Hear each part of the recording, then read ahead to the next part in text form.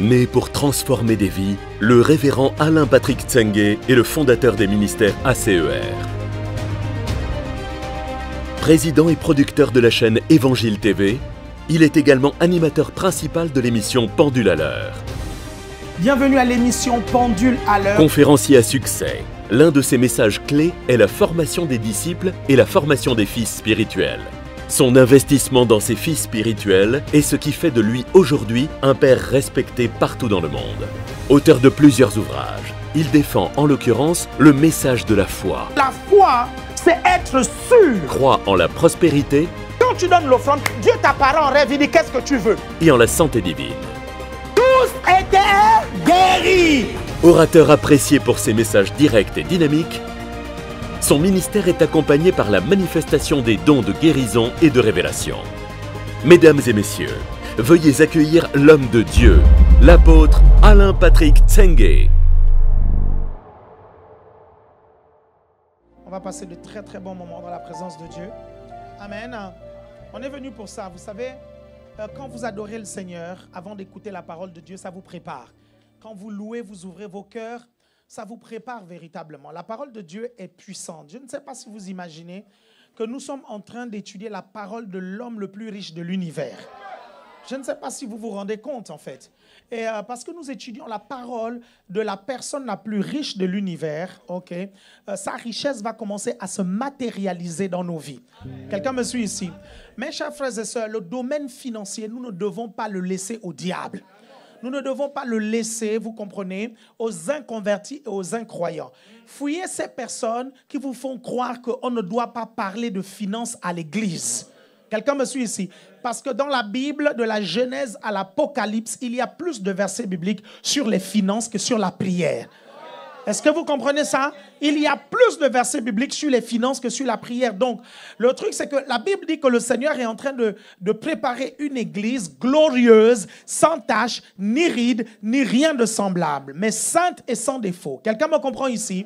Regardez, je ne sais pas si vous avez remarqué ce passage. Est-ce qu'on peut me prendre ce passage, s'il vous plaît, que l'église que le Seigneur viendra chercher, il prépare une église. Je crois que c'est dans Éphésiens, si je ne me trompe pas. Hein? Je ne sais pas, hein? Oui, s'il vous plaît, préparez-moi ça, gloire à Dieu. Je sens la présence de Dieu dans cet endroit, gloire au Seigneur.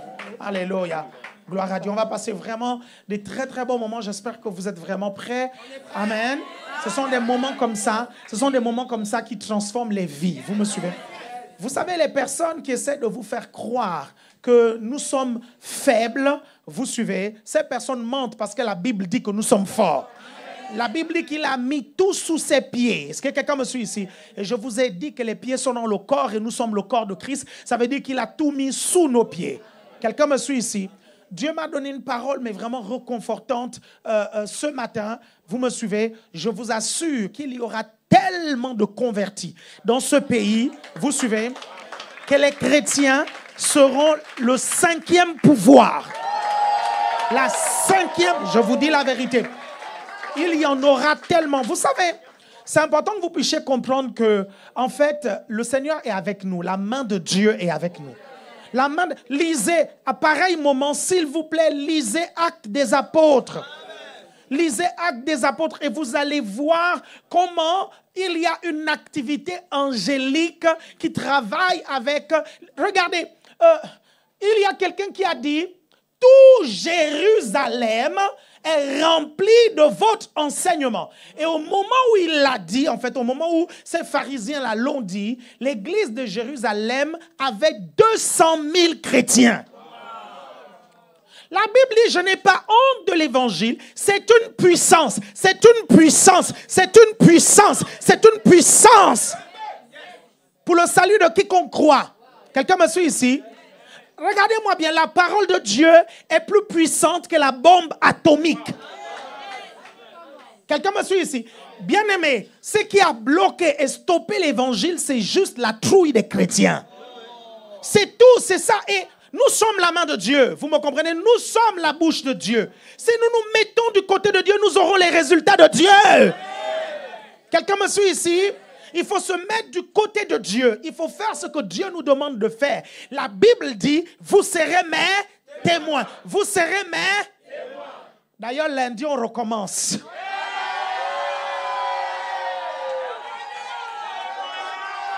Témoins. Témoins. Ils veulent les témoignages, n'est-ce pas? Lundi, on donne les témoignages. Ah. Jésus a dit, vous serez mes témoins. Donc, il y aura les témoins. Lundi, on reprend les témoignages. Ah. Jésus l'a dit, mais eux là-bas, ils ont dit, si vous êtes témoins, nous sommes des témoins. Donc, dès lundi, on recommence à témoin. Très bien. Gloire à Dieu. Vous me suivez, appel à témoin, on va témoigner. Alléluia. C'est important que vous puissiez comprendre ça. C'est important. Vous me suivez? Bien-aimés, l'évangile répand l'amour de Jésus-Christ. Le diable veut détruire des vies. Il veut détruire les vies avec la drogue, avec la cigarette, avec toutes ces mauvaises choses qui détruisent la vie et qui creusent le déficit de la sécurité sociale. Quelqu'un me suit ici? Alors que l'évangile donne la paix. Combien de personnes sont esclaves d'antidépresseurs? Alors que nous savons qu'une heure de parler en langue, ça résout. Une heure de parler en langue. Riamo. Riamo. Nous savons. En plus, c'est gratuit. Ça ne creuse pas le déficit de la sécurité sociale. Une heure de parler en langue résout le problème de la dépression. Vous me suivez? Et ça, c'est ce que la Bible nous dit. Quelqu'un me suit ici? Vous savez, Dieu a envoyé Jésus parce que Jésus est la solution au problème de l'homme. Quelqu'un me suit ici? Jésus est la solution à nos problèmes. Le problème, c'est que, je vous dis, beaucoup de chrétiens, et ça je le redis avant de lire le passage là, beaucoup de chrétiens, en fait, pourquoi certains s'affaiblissent dans leur vie chrétienne et dans leur foi? Le problème vient au niveau d'abord de la relation avec Dieu. Le diable cherche d'abord à détruire ta relation avec Dieu. Jésus a dit, je suis le cep et vous les sarments. Sans moi, vous ne pouvez rien du tout.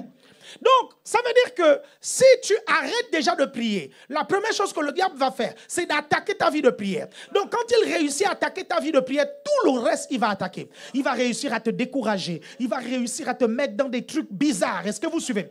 Mais si vous maintenez votre relation avec Dieu, si vous maintenez collé au cep, quelqu'un me suit ici, je vous assure, personne ne tiendra devant vous. Vous me suivez? Votre foi sera fortifiée. Mes chers frères et sœurs, la relation avec Dieu est importante. Tu es ici, tu as peut-être des problèmes très graves. Je te dis, ne cherche pas des théories compliquées des pasteurs fantaisistes sur Internet. Repars à la base, la prière. Je te dis la vérité, repars à la base.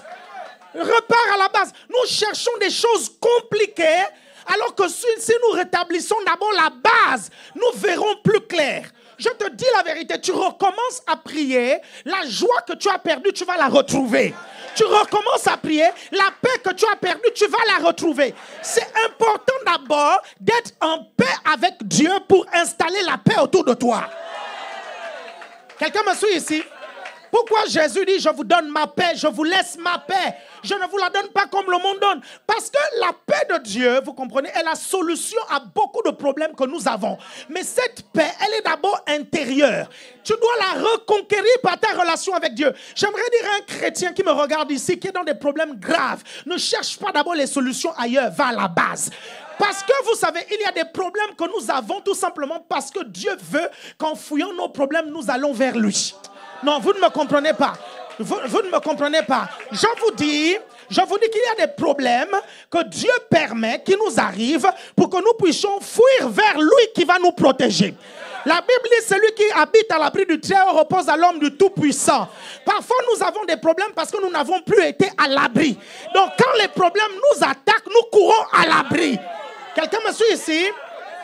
Est-ce que c'est une erreur d'arrêter de prier quand tu as des problèmes? Je te le dis.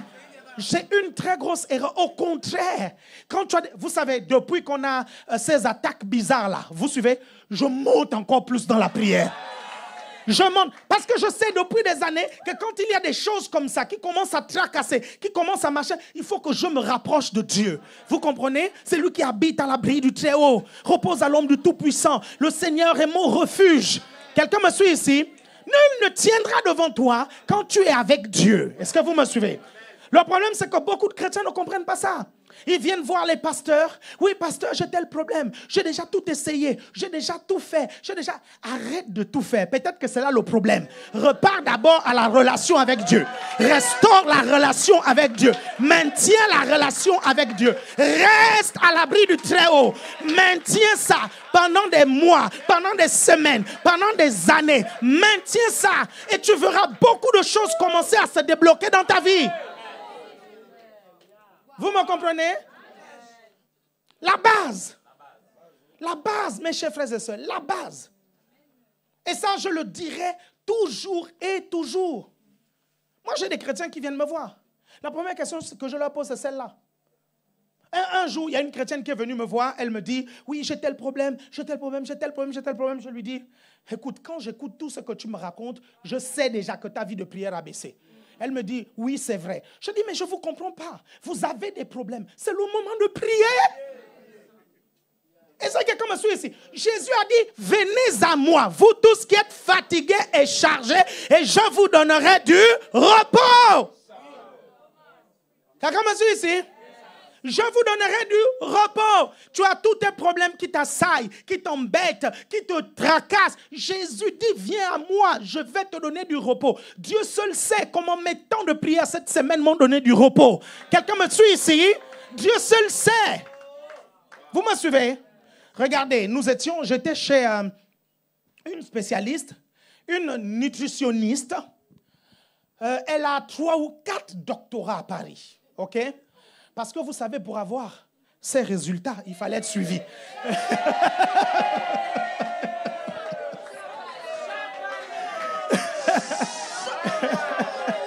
Non, il fallait être suivi. Faire le sport, ce n'était pas suffisant.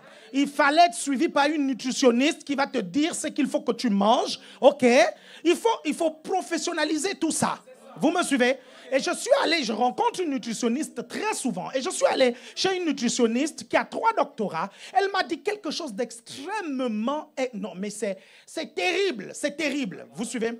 Elle me dit que le stress participe à l'augmentation de la glycémie. Quelqu'un me suit ici? La glycémie, c'est les histoires de diabète. Est-ce que vous comprenez ça? Les histoires de... Elle dit le stress augmente ça.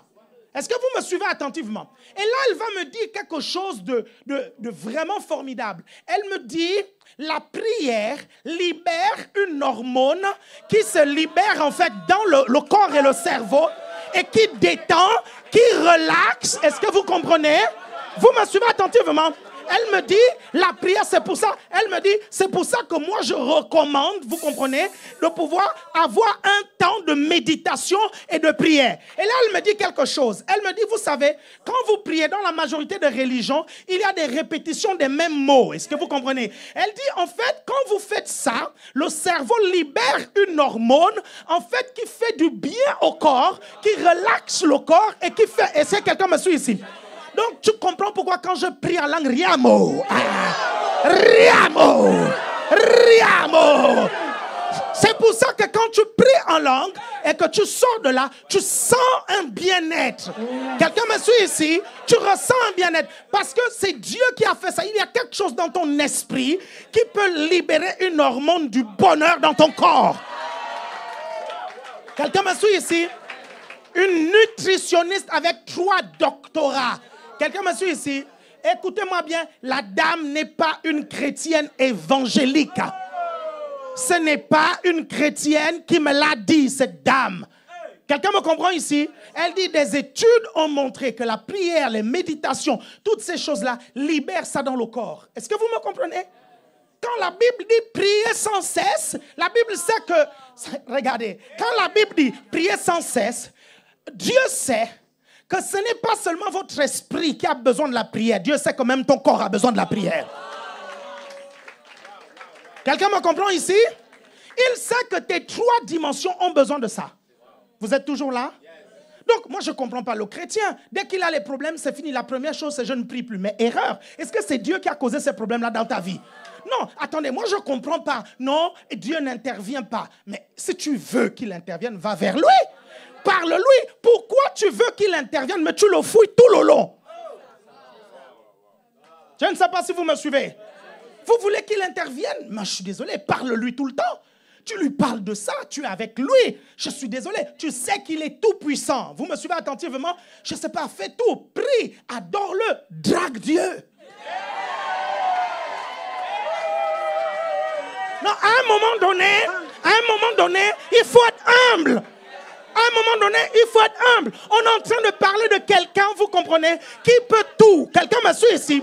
Il est tout puissant. Il peut résoudre ton problème en 2, 4, 6. Mais toi, tu le boudes. Il y a un problème. Attends. Bon, si tu le boudes, tu penses que lui, c'est ton mari, n'est-ce pas? Si tu le boudes, tu crois que lui, c'est ton ami, n'est-ce pas? Mais je vais te dire, fais le contraire. Ne le boude pas. Drague-le. Drague-le. Seigneur, si tu interviens, je te dis, j'augmente. Ce n'est plus 30 minutes de prière. Toi et moi, c'est maintenant 45. Quelqu'un me suit ici? Quelqu'un me suit ici? Seigneur, je te promets que si tu interviens, je te dis, je vais aller évangéliser, je vais parler de toi. Je te promets que si tu interviens, il y a tel aspect de ma vie. Est-ce que quelqu'un me suit ici? Vous êtes toujours là? Il y a quelqu'un qui me suit? La relation avec Dieu, si tu fouilles ça, il y a un gros problème. Amen. Vous savez que moi, souvent, j'ai des introductions dans l'introduction, non? Ok. Lis-moi le passage. Lis-moi le passage. L'église glorieuse. Vous êtes toujours là? Non, c'est une erreur. Les chrétiens, ils me font rire. Amen. On va draguer Dieu. Afin de faire paraître devant lui cette église glorieuse, sans tache, ni ride, ni rien de semblable, mais sainte et irrépréhensible. Regardez, laissez le passage biblique affiché. Vous savez, quand vous voyez des passages dans la Bible, il y a en fait souvent un ordre à respecter. Parce que l'ordre des mots est très significatif dans la Bible. Quand la Bible dit que l'église qu'il fera paraître devant lui, c'est cette église glorieuse. Vous me suivez? Sans tache, ni ride, ni rien de semblable, mais sainte et sans défaut. Les gens pensent que c'est la sainteté de l'église, les non-rides de l'église, les sans taches de l'église qui font de l'église une église glorieuse. C'est pas ça qu'il dit. Il dit que c'est d'abord la gloire. Quelqu'un me suit ici? C'est parce qu'il va glorifier l'église. Et cette glorification de l'église fera en sorte que cette église soit sans tache. Parce que sa gloire purifie. Ni ride. Parce que sa gloire restaure. Ni rien de semblable. Mais sainte et sans défaut. Parce que sa gloire est sainte et sans défaut. Regardez, le problème des rides, des taches et de la sainteté, vous comprenez, il en fait un problème personnel. Il dit, c'est pas à vous de faire ça. Je vais d'abord vous glorifier. Je vais vous faire goûter ma gloire. Quelqu'un me dit ici, elle va vous affecter, elle vous rendra sans tache, ni ride, ni rien de semblable, sainte et irrépréhensible. Il y a quelqu'un qui me suit ici?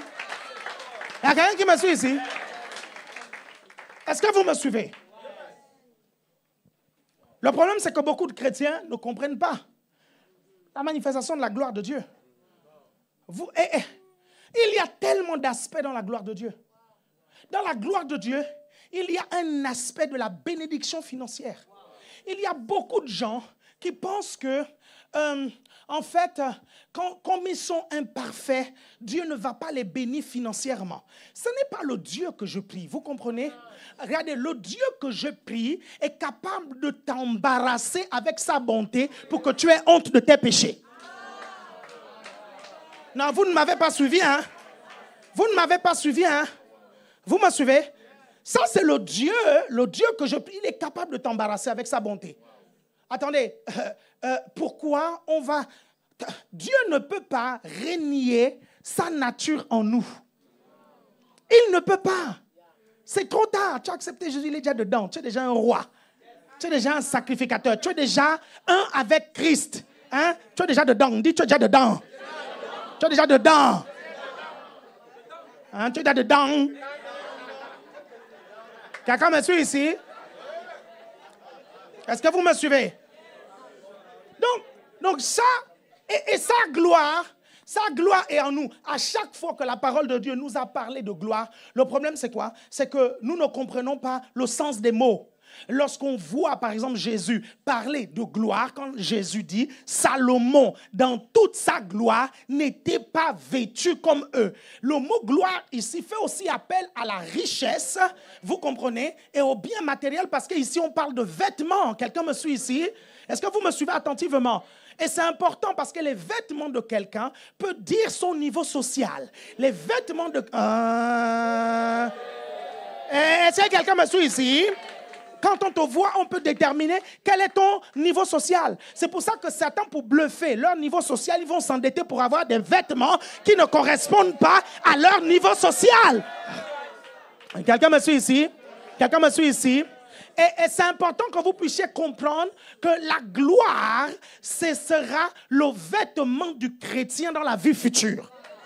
Vous me suivez? Bon, si vous voulez, on aura des vêtements glorifiés. Regardez, au jardin d'Éden, la Bible dit que l'homme et la femme étaient nus et ils n'en avaient point honte.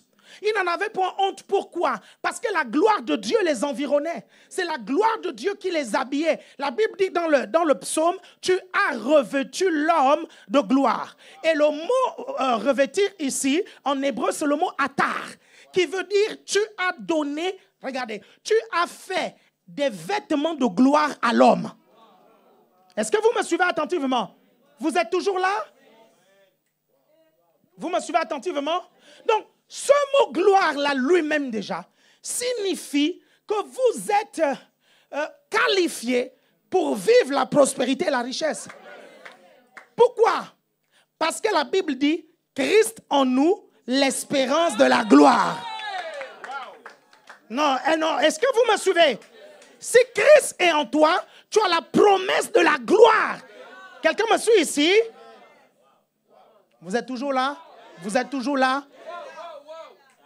Regardez, ce qui va se passer, c'est quoi? C'est que Dieu va tellement bénir les chrétiens. Est-ce que vous me suivez? Tout dernièrement, il y a l'inauguration de l'église d'ICC, le grand temple à Cité Royale. Beaucoup de païens ne comprennent pas comment ce truc s'est construit. Parce que pour beaucoup de païens, les chrétiens sont des gens pauvres. Est-ce que vous me suivez? Mais c'est normal qu'ils pensent ça parce que si nous les chrétiens, nous ne parlons pas de richesse et de prospérité à l'église, les chrétiens ne vont pas prospérer. Si nous les chrétiens, nous continuons à avoir des mentalités bizarres, est-ce que vous comprenez? Les païens continueront à croire que les chrétiens sont des gens fauchés. Quelqu'un me suit ici? Je prophétise que quand on verra un chrétien de l'ACER, on voudra être son ami. Quelqu'un me suit ici? Et on demandera aux chrétiens de l'ACER, comment est-ce que tu as fait pour devenir prospère? Est-ce qu'il y a quelqu'un qui me suit ici? Au nom de Jésus. Donnons, fais attention avec ma voix, ok? Monte encore un tout petit peu. Vous êtes toujours là? Quelqu'un là, soit tu montes mon retour, s'il te plaît, frère. Soit tu montes mon retour, voilà, oui. Et tu laisses les oreilles des gens un peu tranquilles. Ok, parfait. Vous êtes toujours là? Voilà, là c'est bon, là ça me... Ok? Donc, on est en train de voir des choses extrêmement importantes. C'est important qu'on parle de richesse, ok? C'est important qu'on parle de richesse, c'est important qu'on parle de prospérité, parce que la Bible dit nous sommes la lumière du monde, et pour éclairer, je suis désolé, il faut de la richesse. Quelqu'un me suit ici? On va pas, la richesse n'est pas l'apanage des païens. Ça fait des années, vous savez, qu'on me persécute à cause de ça. On dit non, il prêche l'évangile de la prospérité. Non, c'est, comment on appelle ça? C'est un prédicateur de la prospérité. Mes chers frères et sœurs, je ne comprends pas. Est-ce que ce mot-là n'existe pas dans la Bible? Bien-aimé, je désire que tu prospères. Enfin, je ne comprends pas. À tous égards. À tous égards. Le but ici, c'est de pouvoir faire croire que la richesse et la prospérité, c'est l'apanage des incroyants. Pourquoi? Parce que les finances sont une puissance. Quelqu'un me suit ici? Les finances sont une puissance. Les finances sont tellement une puissance que le Dieu Tout-Puissant a dit, l'or et l'argent, c'est à moi. Non, ils n'ont pas compris. Je pense qu'ils n'ont pas compris. Quelqu'un me... Regardez, les finances sont tellement une puissance que le Dieu Tout-Puissant a dit, l'or et l'argent là, c'est à moi. Il n'y a personne ici sur la terre qui va être plus puissant que moi. Donc l'or là et l'argent là, c'est à moi. Et l'avantage, c'est que ce Dieu habite en toi.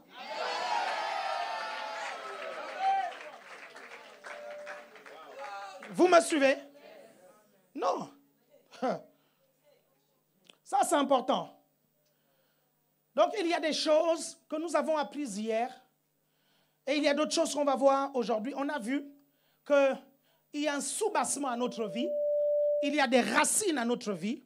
Ce soubassement et ces racines font en sorte qu'en principe, notre prospérité est appelée à durer dans le temps et à toujours grandir. Et que même s'il arrive qu'il y ait des moments qui bousculent nos finances, ok, ça va remonter encore plus haut. Est-ce que quelqu'un me suit ici? Ça va remonter encore plus haut parce que nous sommes appelés à briller, à aller plus haut. Quelqu'un me suit ici? Nous sommes appelés à dépasser des millions. Peu importe ce qui peut se passer, nous sommes appelés à dépasser des milliers d'euros. Est-ce que vous êtes toujours là? Amen. Donc, on a dit qu'il y a quelque chose d'intérieur.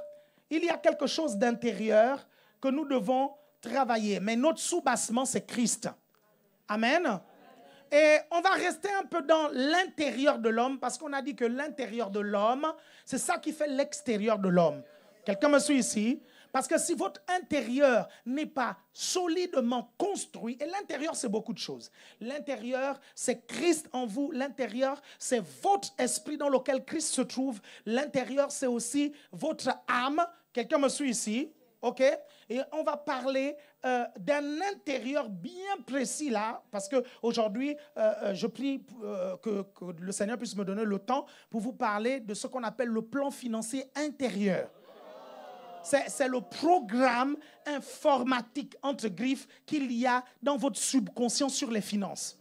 Et c'est ce programme qui vous pilote dans les finances. Et c'est pour ça que beaucoup n'arrivent pas à réussir financièrement parce qu'ils ne savent pas qu'il y a un programme à l'intérieur d'eux qui travaille contre eux. Et aujourd'hui, on va essayer de défaire ce programme-là. Quelqu'un me suit ici? Dites, défais-moi ça. Donc, il y a des principes extérieurs, ok, des finances qui sont des principes économiques et financiers qu'on enseigne dans des écoles de commerce, dans les facultés, dans certains endroits. Est-ce que vous comprenez? Qui sont le travail, on enseigne ça aussi ici à l'église, le travail, la gestion, l'épargne. Quand vous écoutez mes enseignements là-dessus, je vous dis qu'il faut travailler comme je vous ai dit hier. Je vous dis qu'il faut bien gérer votre argent. Ok? Je vous dis que vos entrées doivent être supérieures à vos dépenses. Ça, c'est un principe de base de la gestion. Si vos dépenses sont plus élevées que vos entrées, vous allez avoir des problèmes financiers, ok? Et vous pouvez toujours donner les offrandes comme vous voulez. Ça ne vous rendra pas plus riche que ça, parce que si tes dépenses sont plus élevées, ça veut dire que même les miracles financiers ne feront qu'augmenter ton train de vie. Non, vous n'avez pas, non, je crois qu'ils n'ont pas compris. Regardez, je vous prends un exemple. Vos dépenses sont plus élevées parce que vous avez tendance à vivre au-dessus de vos moyens. Okay? Vous prenez une offrande, vous donnez. Il y a un miracle financier qui arrive. Vous allez augmenter votre train de vie. Et si vous ne renversez pas ce truc-là, c'est-à-dire que tout le temps, 24 heures sur 24, vos entrées doivent être plus élevées que vos dépenses, vous grillez un principe très important qu'on appelle la loi de la gestion et vous ne pourrez pas prospérer. Quelqu'un me suit ici? Michael Jackson, avant qu'il ne meure, il était millionnaire, mais c'était un millionnaire endetté. Est-ce que vous suivez? En vérité, c'était un millionnaire pauvre. Vous comprenez? Parce que vous pouvez être millionnaire, mais pauvre. Quelqu'un me suit ici? Oui, oui, oui. C'est pas parce que tu as des millions. Mais le problème, c'est que si tu as 10 millions, ok, dans ton compte, mais tu as 40 millions de dettes, tu es pauvre. Il est même plus pauvre que toi. Quelqu'un me suit ici? Non, c'est vrai. Je t'assure, il est plus pauvre que toi. Il est plus pauvre que toi. Et il a des plus gros problèmes que toi parce qu'il n'a pas respecté le principe, la loi de la gestion. Ok? Vous devez respecter ce principe. Quand vous le respectez, à partir de ce moment, vous dégagez ce qu'on appelle des excédents. C'est-à-dire que vous avez dans votre argent un surplus. Ok? Je prends un exemple très simple. Vos entrées, c'est 1 000 € et vos dépenses, c'est 600 €. Quand je parle de vos dépenses, bien sûr que vous avez mis à l'intérieur votre dîme, vous avez mis à l'intérieur votre budget d'offrande, tout ça. OK? Et c'est 600 € par exemple vos dépenses. Vous avez 400 € d'excédent. ces 400 € d'excédent-là, tu les mets en épargne, comme j'ai dit hier. Quelqu'un me suit ici? Tu les mets en épargne. J'ai vu rarement les chrétiens épargnants, bouder lorsqu'on demande des offrandes spéciales à l'église. J'ai vu très rarement les chrétiens épargnants bouder. Très rarement. Vous suivez? Parce qu'ils savent. Ceux qui boudent, c'est ceux qui vivent au-dessus de leurs moyens. Et ils se disent, mais non, mais déjà, je suis comme ça, ric-rac. Comment je vais encore donner? Ne donne pas, oh. Ne donne pas. On ne te force pas. Si tu n'as pas la conviction, ne donne pas. Vous comprenez? Il y a des personnes, moi, j'ai vécu des situations où j'étais ric-rac financièrement. Vous comprenez? Il y a des années de cela. Le Saint-Esprit m'a convaincu de donner quand même. J'ai donné et ça m'a sorti de ma situation. Est-ce que vous me suivez? Mais là, on est dans quoi? On est dans le domaine de la foi. On est dans le domaine de la foi. Jésus a dit, il te sera fait selon ta foi. Donc, si tu le fais, il y a deux choses. Soit tu as la foi, soit tu étires ta foi. Quelqu'un me suit ici? Parce que, comme je vous enseigne, la foi, ça s'étire. Quelqu'un me suit ici? La foi, ça s'étire. La foi a toujours un rapport avec le risque. Vous aurez du mal à me démontrer dans la parole de Dieu que la foi n'a pas un lien avec le risque. Je suis désolé, quand Pierre marche sur l'eau, le risque, c'est quoi? C'est noyer. Est-ce qu'il y a quelqu'un qui me suit ici? Quelqu'un me suit ici? Donc, on est dans ce domaine-là. C'est dans ce domaine-là qu'on est. Le problème, c'est que beaucoup de chrétiens, quand ils arrivent à épargner, c'est eux qui font des problèmes à l'église locale. Et c'est eux qui vont dire, non, on nous a forcés, nanani, nanana, machin. Non, quand vous écoutez la parole de Dieu, là, exerce une pression toute naturelle déjà dans votre conscience. C'est comme ça, en fait. Et la pression que vous ressentez, là, je vous garantis, ce n'est pas le prédicateur. C'est l'effet de la parole de Dieu dans votre conscience. C'est comme quand le prof te dit, si tu n'étudies pas tes leçons, tu n'auras pas le bac. Tu sors de là très stressé. Parce que, vous savez, quand vous avez découvert la vérité et vous savez ce qu'il faut faire, ça met un certain stress parce que tu sais que si tu ne fais pas, ce qui va t'arriver, c'est de ta faute. Quelqu'un me suit ici? Quelqu'un me suit ici? Donc, ne dites pas qu'on vous force. Enfin, bon, dis donc, on est l'une des rares églises. C'est-à-dire qu'aujourd'hui, on a des méga churches. Une église comme Paris, par exemple, qui a beaucoup de monde. Une église comme Rennes, qui a beaucoup de monde. Vous vous rendez compte, nous sommes l'une des rares églises. Pour faire les offrandes, les gens se lèvent. Non, déjà, ils prennent les enveloppes. Ils mettent dans les enveloppes. Ils se lèvent. Et ils font tout le tour pour venir... Non, il faut quand même de la volonté. Non. Non, non. Non, je suis désolé. Il faut quand même de la volonté. Il faut quand même de... Et c'est là où je comprends maintenant pourquoi dans Actes des Apôtres, c'était le même système. Les gens se levaient et venaient donner au pied de Pierre. Pourquoi? Parce qu'il faut de la volonté pour faire ça. Il y a beaucoup d'entre vous. Vous êtes tellement timide qu'il vous faut de la volonté pour quitter vos chaises pour venir donner ici. Est-ce que quelqu'un me suit ici? Non, mais soyons sérieux. Non, mais soyons sérieux là. Vous êtes toujours là? Vous êtes toujours là? Donc, c'est ça le truc. Le problème, c'est quoi? C'est qu'il y a des chrétiens, quand ils ne comprennent pas ces choses-là. On vous dit, gérez correctement votre argent. Ne vivez pas au-dessus de vos moyens. Quelqu'un me suit ici? Parce que déjà, quand on ne se met même pas sur le terrain de la foi, tout ça, nous sommes une organisation, nous sommes une association. Et si tu aimes ton association, si tu aimes ton organisation, quand l'association a des besoins, en principe, tu participes. Mais en fonction de tes moyens. Quelqu'un me suit ici? Si tu ne veux pas le faire, mais mon Dieu, mais on ne te force pas. Mais regardez, si vous savez, il y a des personnes, ok, mais ils ne se rendent vraiment pas compte. C'est des personnes qui ne donnent pas. Quand on fait des appels ici pour les projets de l'église, pour les projets du ministère, rien que les projets du ministère, il y a des personnes qui ne se lèvent pas. Et parfois, ces personnes te regardent d'une façon, du genre, tu vas voir, je ne donnerai pas mon argent. Mon Dieu, mais s'ils savaient à quel point je m'en fiche. Mon Dieu, mais c'est violent. Mais c'est violent. C'est violent. Je n'ai jamais demandé à qui que ce soit, vous comprenez, de manière individuelle de donner une offrande. Jamais, je m'en fiche, vous ne pouvez même pas imaginer. Vous comprenez ça? Pourquoi? Parce qu'il y a beaucoup de raisons. La première raison, c'est que je suis Gabonais. À ce qu'il paraît, les Gabonais sont trop fiers. À ce qu'il paraît, les Gabonais sont trop fiers d'eux. C'est ça qu'on nous dit, non? Est-ce que vous me suivez? Non.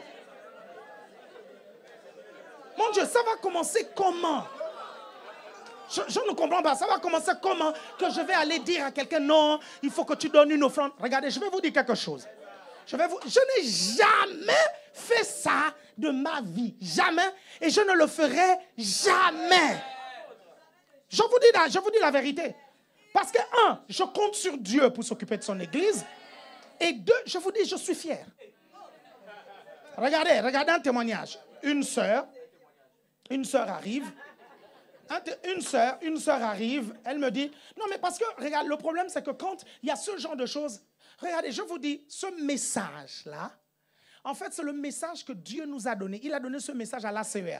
Donc, si tu n'es pas capable de le défendre, ça va être compliqué. Tu n'es pas des nôtres parce que Dieu nous a demandé de lever une église prospère.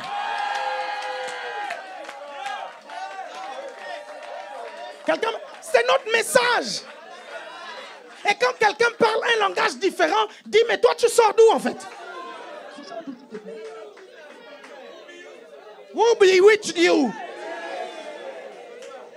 Vous êtes toujours là? Une soeur est venue un jour me voir, il y a quelques années de cela.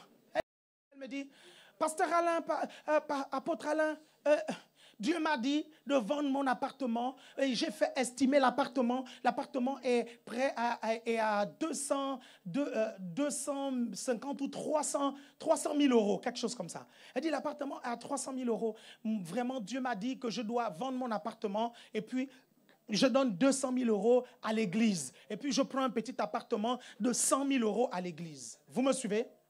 Donc, la sœur me dit ça comme ça. Je sens dans mon esprit quelque chose qui me dérange. Ça me dérange. Est-ce que vous comprenez? Mais son truc me dérange. Donc, 1 mois passe, 2 mois passent, près de 5 mois passent. Elle va même parler à un de mes amis, vous comprenez, dans l'église pour dire, mais je ne comprends pas pourquoi l'apôtre Alain Patrick refuse mon offrande. Ça peut tellement aider l'église, ça peut machin, tout ça. Donc, la sœur, c'était un point où, quand je la voyais même à l'église, je la fouillais. Réel, ce que je vous dis. Réel, hein? Réel ce que je vous dis. Et le problème, c'est qu'un jour, ok, je la croise dans les couloirs. Pour ceux qui sont venus à Paris déjà, vous savez, il y a un couloir où il y a les toilettes. Donc, je m'en vais aux toilettes, je la croise, je ne peux pas la fuir. Parce que vous comprenez? Elle me dit, mais Pasteur Alain, mais Pasteur Alain, pourquoi depuis là, tu refuses mon offrande, tu refuses l'offrande que je donne à l'église. Je dis, bon, écoute, sœur, tu veux que je sois honnête? Elle me dit, oui. Je dis, en fait, ton offrande là, je ne la sens pas. Parce qu'en fait, tu vas donner ça et après, les gens vont venir m'attaquer ou nous attaquer en disant que j'ai forcé le fait que tu as donné l'offrande. Et je lui dis, sœur en Christ, je vais te dire quelque chose. Moi, je le sais, parce que je suis ton pasteur. OK? Que tu as fait des épisodes en hôpital psychiatrique. Tu comprends ça? Je lui dis ça. Je lui dis, je le sais. Vous comprenez? Donc, le problème, c'est quoi? C'est que si tu fais une telle offrande, même tes parents peuvent saisir la justice pour dire qu'elle ne l'a pas fait en ayant toute sa tête. Regardez les épisodes de machin. Je vous dis, elle a tout de suite fermé sa bouche. Elle a quitté l'église quelques mois après. Vous me comprenez? Elle a quitté l'église. Non, bien aimé, c'est que les gens ne comprennent pas en fait. Il y a des personnes qui sont venues. Ah non, je vais donner une offrande à l'église. Je vais donner une offrande à l'église. Je n'ai pas senti dans mon esprit. Je dis, pardon, mets pas ça dans la corbeille. Regardez, regardez, je vais vous expliquer quelque chose de très puissant et de très fort, ok? Regardez, derrière chacune des offrandes, il y a des problèmes. On accepte que des offrandes dont on détient l'onction pour détruire le joug. Non, je crois que vous n'avez pas compris. Je pense que vous ne suivez pas. Derrière, parce que quand les gens viennent faire des offrandes à l'église, vous comprenez, il y a des problèmes derrière parce qu'ils libèrent leur foi par rapport à un problème. Quelqu'un me suit ici? Et si tu n'as pas l'onction nécessaire pour briser le joug, tu vas avoir l'offrande et les problèmes de l'offrande. Il y a des offrandes qu'on n'accepte pas. Il ne faut pas accepter. Quelqu'un me suit ici? Est-ce que vous arrivez à me comprendre? Et ça, ces choses que je vous enseigne là, je les connais, c'est-à-dire que je n'avais même pas d'église encore. J'étais tout petit, j'étais adolescent, je savais déjà. Je savais que cette question des offrandes dans la maison de Dieu, il faut être point. C'est pour ça qu'on dépose ça à l'autel. Parce qu'il y a une onction qui est là. Quelqu'un me suit ici. Regardez, vous n'avez pas remarqué que le mot offrande vient en fait des sacrifices que les Juifs faisaient. Ok? Qu'est-ce qu'ils faisaient en fait? Ils tuaient une bête. Et la Bible nous dit que les péchés en fait, vous comprenez, des gens pouvaient traverser ces bêtes-là. Est-ce que vous comprenez ça? Vous me suivez? Quand on donnait par exemple une offrande, c'était une bête qu'on tuait et puis on brûlait la bête. Ok? Qui a déjà senti l'odeur d'une bête qu'on brûle? C'est-à-dire les poils sont brûlés, tout ça. Je ne vous parle pas des brochettes. Parce que les brochettes, on a déjà enlevé les abats, on a déjà enlevé toutes ces choses. On a déjà mis l'assaisonnement qui fait bien sentir quelqu'un. C'est pas de ça. Je vous parle d'une bestiole avec tous ses poils. On dépose et on brûle. Est-ce que ça sent bon? Mais regardez dans la Bible nous dit que certains de ces sacrifices-là, Dieu les recevait comme un parfum de bonne odeur. Quelqu'un me suit ici? Pourquoi? Parce que le feu va représenter l'onction, vous comprenez, qui détruit le problème qu'il y a derrière l'offrande. Est-ce que quelqu'un me comprend ici? Donc, je ne comprends pas. C'est-à-dire que connaissant toutes ces choses-là, c'est une injure en ma personne de penser que moi, Alain Patrick Tsengue, je peux forcer quelqu'un de venir donner une offrande. Vous comprenez ça? J'ai fait 10 ans, vous comprenez, dans ce ministère, 10 ans. Je n'étais pas du tout salarié, rien qu'à cause d'un problème de fierté que j'avais sur ces questions. Vous me suivez? Un problème que Dieu a dû traiter sérieusement. Vous me comprenez attentivement? Peut-être qu'il y a des gens qui ne sont pas fiers, mais ça c'est eux. Hein? Vous comprenez? Ça c'est eux. Ça c'est eux. Ils prennent tout, vous comprenez? Non. Vous êtes toujours là? Donc la gestion, ok? Après, j'ai parlé de l'épargne. Très bien. Après l'investissement.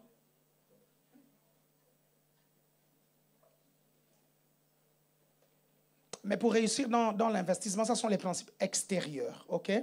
Pour réussir dans l'investissement, il faut des solides connaissances dans le domaine. Ok? Par exemple, vous voulez investir dans la coiffure, il faut des connaissances. Vous voulez investir dans l'immobilier, il faut des connaissances. Ce qui va faire le succès de votre investissement, c'est la connaissance que vous avez du domaine. Quelqu'un me suit ici? Beaucoup de chrétiens échouent dans les investissements parce qu'ils ne connaissent pas le domaine. Et ils n'ont pas pris le temps de lire, de bouquiner, de questionner des gens qui sont déjà dans le domaine. Vous comprenez? Est-ce que vous savez que moi, personnellement, je conseille de prendre une année d'études sur le business avant de démarrer le business. une année où tout le temps tu lis, tu poses des questions, tu fais des recherches sur Internet, sur ce business-là, si tu veux que ton business aille loin. Après une année, en fait, vous savez, à un moment donné, vous allez ressentir que vous avez fait le tour de la question. Parce que les mêmes choses, vous allez relire les mêmes choses, vous allez revoir les mêmes choses. Tu dis, mais j'ai déjà fait le tour de la question. Est-ce que vous comprenez? Tu as posé des questions aux gens, il faut étudier. C'est ça qui fait le succès. Vous comprenez dans l'investissement, c'est la maîtrise du sujet. T. Harv Eker dit dans son livre « L'esprit millionnaire » que lorsqu'il a compris qu'il y avait de l'argent dans la restauration, il est allé dans un restaurant. Il a travaillé en tant que plongeur. Après plongeur, on l'a mis à la cuisine. Après la cuisine, à un moment donné, il a tout appris. Il était même à l'endroit où on approvisionnait. Donc, il a tout compris comment un restaurant marchait. Et le patron voyait qu'il travaillait tellement bien que le patron voulait lui donner une promotion. Mais il avait déjà tout appris. Il a dit au patron, j'ai appris tout ce que je dois apprendre. Bye bye. C'est quand même ici. Et il est parti. Et aujourd'hui, il est très, très riche. Est-ce que vous comprenez? Étudiez le domaine. Si vous voulez, Dieu vous a dit, non, lance dans le ménage. Rentre dans l'entreprise de ménage. Fais le ménage. Est-ce que vous me comprenez? Sinon, tu ne comprendras jamais les ouvriers de ton entreprise qui font le ménage. Et ils vont te mentir. Quand ils vont te parler d'un produit qui lave ceci, tu ne comprendras pas. Tout le monde me suit ici? Tout le monde me suit ici. Vous savez pourquoi? Vous savez pourquoi personne ne peut me bluffer dans les métiers de l'église? Parce que je les connais presque tous. Quelqu'un me suit ici? Chante, demandez au pasteur Marlène, c'est qui vous entraînait au début de l'église? C'était moi, non? C'était moi qui les entraînais au début. Avant que le pasteur Yvon ne vienne, j'ai fait une année. Vous suivez ça? Quand je leur apprenais les harmonies, ils allaient tellement dans tous les sens. Je leur ai dit, non, on va faire simple. Vous ne faites pas d'harmonie. Et je veillais à ce qu'ils chantent vraiment en unisson. Quelqu'un m'a su ici? On programmait un piano. Je prenais des amis pianistes et puis on programmait le piano. Quand il fallait aller très vite, on augmentait le tempo. Quand il fallait augmenter la gamme, on augmente la gamme. On se retrouvait parfois, on chante. Les gens sont plongés dans l'adoration. Tout à coup, la musique s'arrête. Boum! Et on continue. Le problème, c'est que... Le problème, c'est que le chant avait tellement l'onction, que nous voulions continuer dans le chant. On était obligés de recommencer. Et quand tu recommences, ça refait l'intro.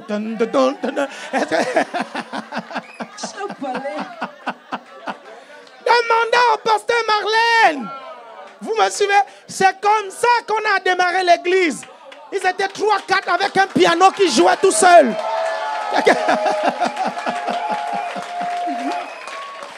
Hein? Je me rappelle encore de...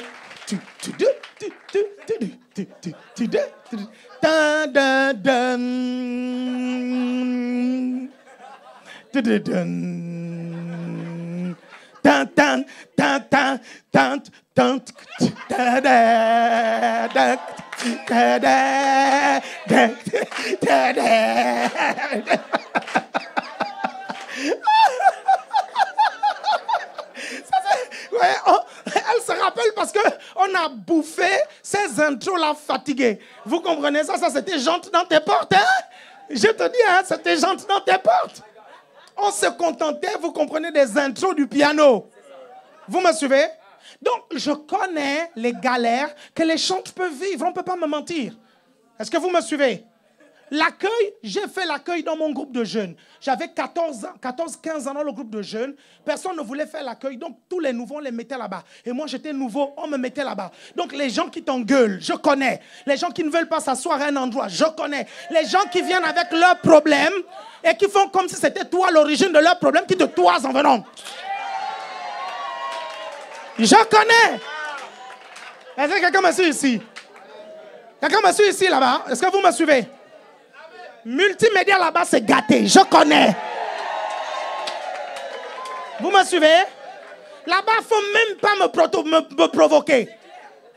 Parce que jusqu'à présent, je connais les branchements là. Quelqu'un me suit ici?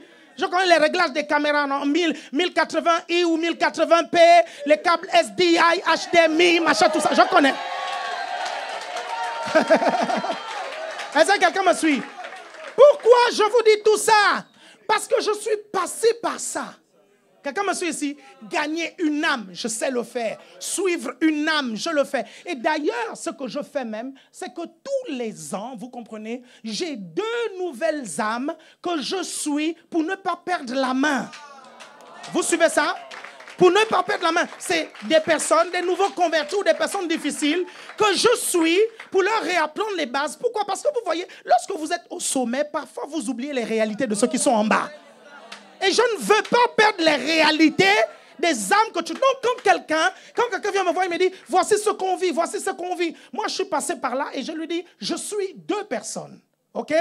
Et voici les résultats que j'ai. Amen? Donc, vous le faites pour l'entreprise. Vous voulez monter une entreprise de maçonnerie? Je suis désolé, va faire la maçonnerie. Hein? Est-ce que quelqu'un me suit ici? Ah, c'est du boulot, ouais. Amen. Ok, très bien. Après, il y a je parlais de principes extérieurs, ok? Des principes extérieurs. Et en fait, il y a tellement de choses à dire sur ces principes-là. Ça peut être l'objet de tout un séminaire. Mais on va s'arrêter sur les principes intérieurs. Les principes intérieurs, il y a la sagesse de Dieu. Et dans la sagesse de Dieu, il y a la crainte de Dieu. Il y a la crainte de Dieu. On a fait un sondage, ok? Dans des entreprises, on a fait un sondage chez des employés et on a demandé à ces employés-là quelle est la qualité, l'une des qualités majeures que vous voulez voir chez votre patron. Et à 70%, les employés ont dit l'intégrité. L'intégrité. Tu ne peux pas réussir les affaires si tu n'es pas intègre. Il faut que tu sois intègre. Quelqu'un me suit ici? Il faut que tu sois intègre. La foi, c'est aussi payer ses impôts. C'est aussi ça la foi. Parce que Jésus dit, rendez à César ce qui est à César. C'est aussi ça en fait la foi. Quelqu'un me suit ici? Il ne faut pas dire comme ces personnes-là, oui, dans ce pays, il y a trop de taxes, machin, c'est difficile de s'enrichir. Comment les autres ont fait? Parce qu'il y en a, non, qui sont riches. Comment ils font? Comment ils font? Ne vous mettez pas ce genre de limite. Quelqu'un me suit ici? Il faut être intègre. De la première minute à la dernière, soyez intègre. Amen.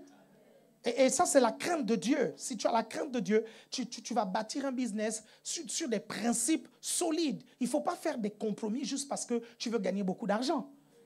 Il faut être prêt à payer le prix. Vous savez, pour défendre ses convictions, il faut payer un prix. Vous me suivez attentivement? Il y a des choses que tu ne peux tout simplement pas faire parce que tu es chrétien. Des choses que tu ne peux pas faire parce que tu veux gagner de l'argent. Nanani. Non, ce n'est pas dans tes valeurs. Tu ne le fais pas. Non, mais tu rates l'opportunité du siècle. Ça peut être l'opportunité du millénaire. Je m'en tape. Amen. Vous savez, les opportunités, ce sont des portes. Vous me comprenez? Les opportunités, ce sont des portes. Parce que quand tu as une opportunité, il y a la porte, c'est la porte d'une faveur derrière, en fait. Est-ce que vous comprenez? D'une faveur, d'une bénédiction, d'une grâce particulière. Les opportunités, c'est ça. Est-ce que vous me suivez? Vous me suivez attentivement? Mais Jésus a dit, je suis la porte. Donc, si tu rates une opportunité, sache que tu as l'opportunité suprême de ton côté. Quelqu'un m'a suivi ici? Il dit, il est la porte. Il est la porte. Donc, ce que tu défends, le ciel voit. Mon ami Pierre Aubatry, vous suivez? Mon ami Pierre Aubatry, on lui a proposé des choses. Je ne connais pas quelqu'un. Je vous assure, pour moi, c'est l'un des meilleurs sur le plan musical dans le monde chrétien. L'un des meilleurs, Pierre Aubatry. C'est dommage parce que la jeune génération ne le connaît pas. Vous me suivez? Mais même les païens travaillent sur les CD de Pierre Aubatry. Vous me comprenez? Donc, il y a une grosse société de production qui est venue le voir et ils lui ont dit, non, mais tu as une voix vraiment formidable. On veut faire de toi le R. Kelly de la francophonie. Donc, il va falloir que tu ailles en salle de sport. Il va falloir qu'on tourne des clips torse nu où tu vas faire « Oh baby ». Est-ce que vous suivez? Vous me comprenez? Est-ce que vous me suivez? Et ils lui disent, écoute, Écoute, tu n'as même pas encore enregistré. Tu signes le contrat là. Dès que tu finis de signer le contrat, on te donne déjà tant de centaines de milliers d'euros dans le compte direct, rien que là. Vous me suivez? Il rentre chez lui, ok? Il rentre chez lui. Dieu lui dit clairement, je ne t'ai pas donné cette voix pour chanter dans le monde. Je t'ai donné cette voix pour me glorifier. Tu vas leur dire non. Vous suivez? Et dans le milieu musical, parce qu'il est très connu, il connaît plein des artistes séculiers. Vous allez voir certains sons parfois qu'il a fait avec Yannick. Il a fait Oh Happy Day avec Yannick. Il a fait des chants gospel avec l'âme.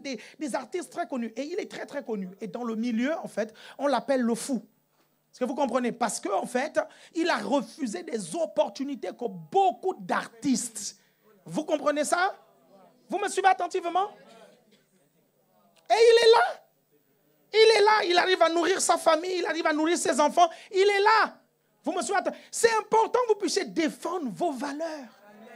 Vous me suivez attentivement? Donc, vous ne pouvez pas faire des compromis. Vous comprenez? Faire des trucs bizarres, des combines. Vous me suivez attentivement? Rien que non, parce qu'à tout prix, je dois prospérer. Non. Quand tu comprends que la prospérité, vous comprenez, c'est quelque chose de divin, c'est basé sur des principes divins, ok? Des principes intérieurs qui sont très... Tu ne fais pas ce genre de choses. Quelqu'un me suit ici? Vous êtes toujours là? Il y a quelqu'un un jour... Je ne sais pas. Pasteur Elvis, je ne sais pas si c'est toi qui m'as raconté ça. Un frère qui avait eu l'idée de monter un réseau de proxénètes, de filles, de machin, tout ça. Tu te rappelles? Tu te rappelles? Il vient en entretien pastoral et il dit, j'ai eu une idée géniale. Je vais recruter des filles et je vais faire un réseau et je vais les placer pour la prostitution. On l'a juste regardé, on dit, mais tu es fou!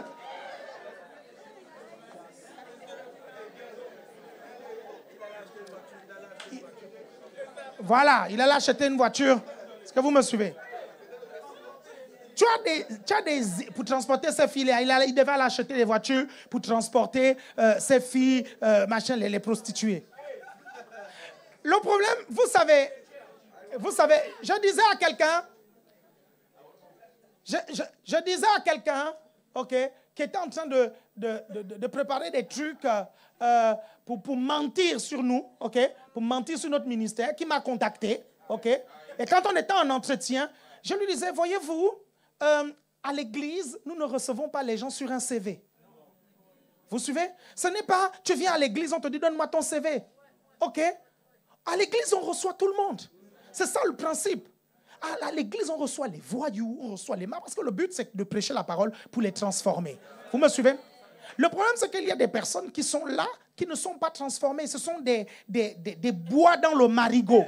Et c'est vrai. Et quelqu'un a dit, quelle que soit la durée du bois dans le marigot, il ne deviendra jamais un crocodile. Donc, quand la personne vient en entretien pastoral te dire ce genre de choses, tu sais que c'est du bois dans le marigot. Vous me suivez? Mais on lui a dit, mais t'es fou, frère. J'ai dit, mais frère, mais tu es chrétien.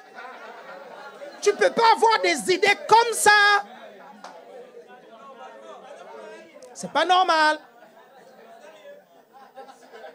On n'a même pas eu besoin de le dénoncer à la police, il est en prison. On peut continuer le plan.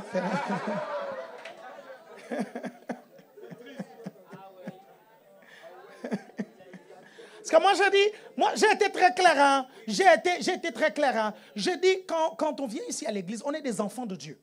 On ne fait pas les magouilles. Vous me comprenez? Vous ne faites pas les magouilles. Si vous faites des magouilles, et je sens que ça peut mettre en danger l'église, c'est moi-même qui vais vous dénoncer à la police. Non, attendez, mais on est chrétien, quoi. Mais attendez, on est chrétien. On est chrétien, quoi. Mais on est chrétien. Mais dis donc, quoi. On est chrétien. Mais allô quoi? Non. Il y a eu une métanoïa. C'est-à-dire que tu étais quelqu'un avant, maintenant tu es quelqu'un d'autre.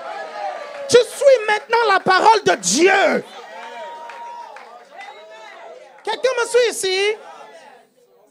Et tu ne peux pas venir ici à l'église, ok, pour penser que non, on va encourager des choses qui sont contraires à la parole de Dieu et des trucs qui sont contraires à la loi.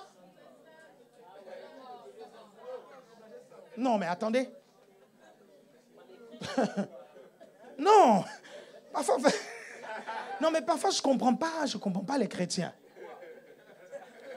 Si vous voulez bâtir votre prospérité, ok, mes chers frères et sœurs, basez-vous sur des principes bibliques. Soyez intègres, même si ça prend du temps. Quelqu'un me suit ici. Celui qui bâtit un bungalow ne va pas mettre le même temps que celui qui construit un immeuble. Quelqu'un me suit ici. Celui qui construit un immeuble, il creuse. Il peut passer des mois rien qu'à poser les fondations. Celui qui fait un bungalow en 2 jours, il a déjà monté son truc. Quelqu'un me suit ici. Et quand celui qui construit le bungalow vient te voir pour te dire, mais toi, tu es toujours dans les fondations. Tu dis, moi, je sais là où je vais monter, donc il faut creuser. Donc, il faut aller plus bas. Quelqu'un me suit ici?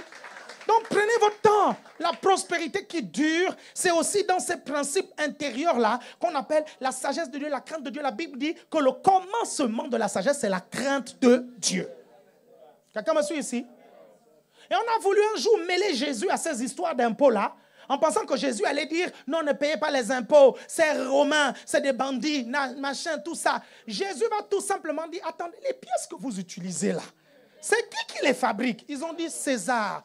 Jésus a dit, foutez-moi la paix, rendez à César ce qui est à César et à Dieu ce qui est à Dieu. Laissez-moi tranquille, parce que la Bible dit qu'ils avaient posé cette question pour le piéger.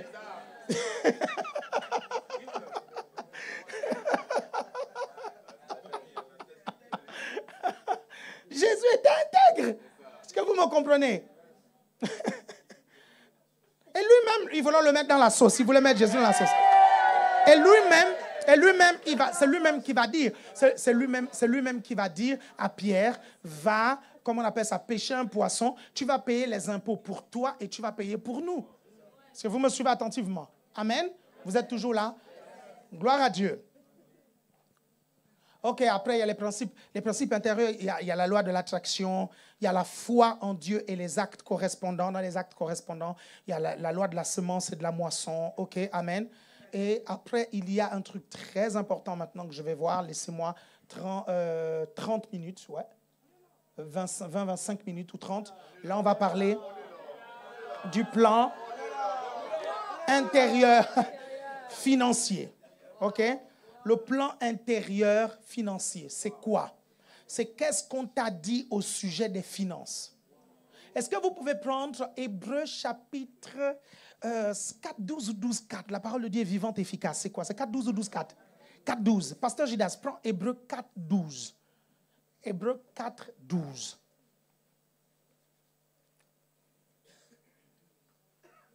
Car la parole de Dieu est vivante et efficace. Plus tranchante qu'une épée quelconque à 2 tranchants, pénétrante jusqu'à partager âme et esprit, jointures et moelles. Elle juge les sentiments et les pensées du cœur. Très bien. Laissez le verset biblique affiché. Je vais rapidement expliquer c'est quoi le plan intérieur, le plan financier intérieur. Le plan financier intérieur, c'est tout ce qui s'est installé, toute la programmation qui s'est faite pendant toute ta vie sur la question des finances. Et cette programmation te pilote instinctivement. Tu comprends ça? Instinctivement, tu as envie de bien faire, mais tu n'y arrives pas et tu ne comprends pas comment à la fin du mois, tu te retrouves encore dans les problèmes et pourtant tu avais pris des bonnes résolutions. Parce qu'il y a une programmation intérieure. Est-ce que vous me comprenez? Vous me suivez attentivement? La parole de Dieu, vous savez, et cette programmation se trouve dans ce qu'on appelle le subconscient. Vous me comprenez? Dans le subconscient. Et la parole de Dieu pénètre toutes les dimensions. Vous me suivez?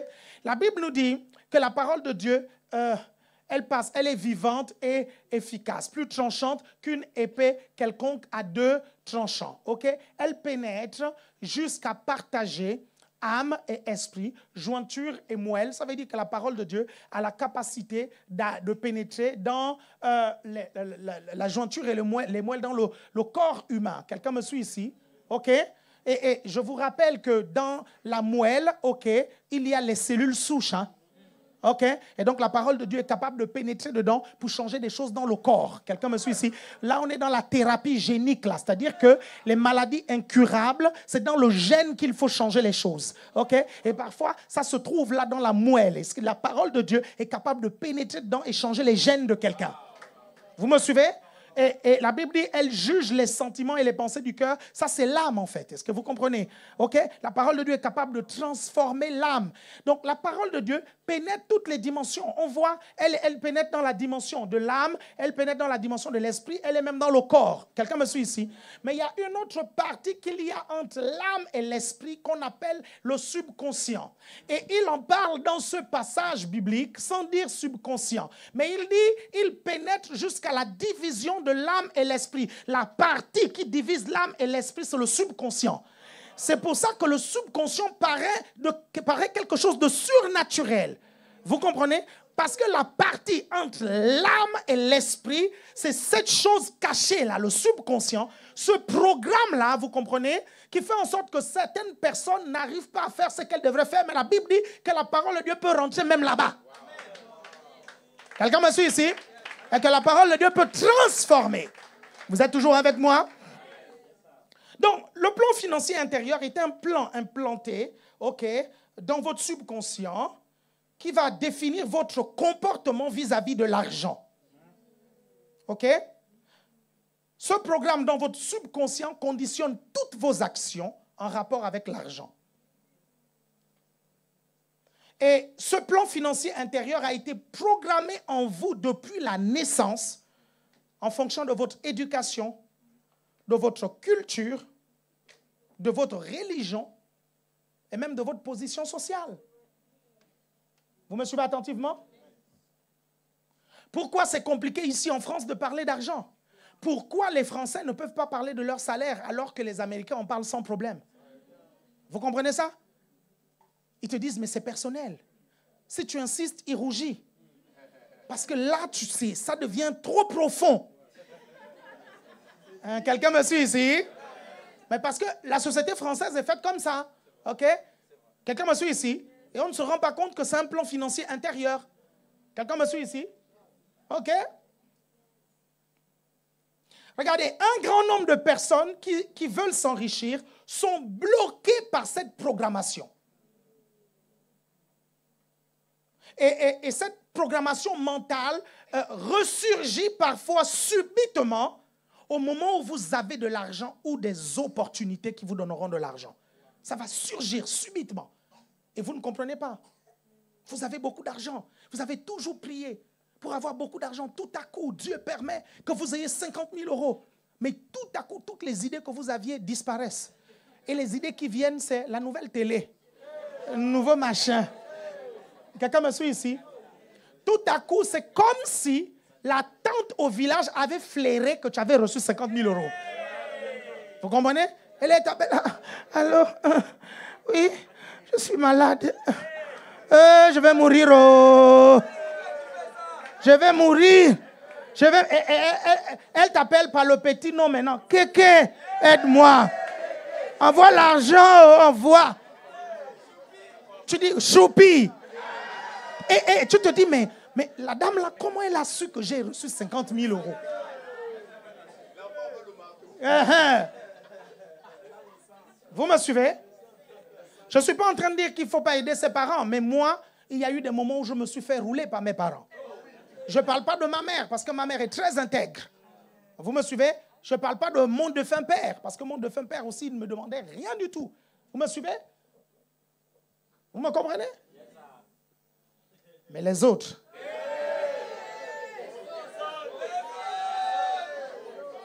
Les autres.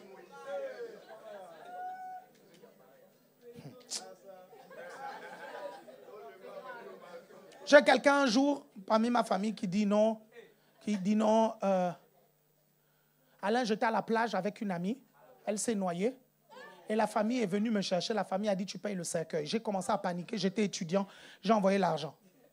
Quand j'appelle ma mère, je lui dis, et le problème là, est-ce qu'il s'est résolu? Ma mère dit, quel problème? Je lui dis, oh, mais il y a quelqu'un qui est mort. Et puis on l'a attrapé. Nanani. Ma mère m'a dit, oh! Et tu as envoyé l'argent? Je dis, oui, maman. Elle dit, c'est faux!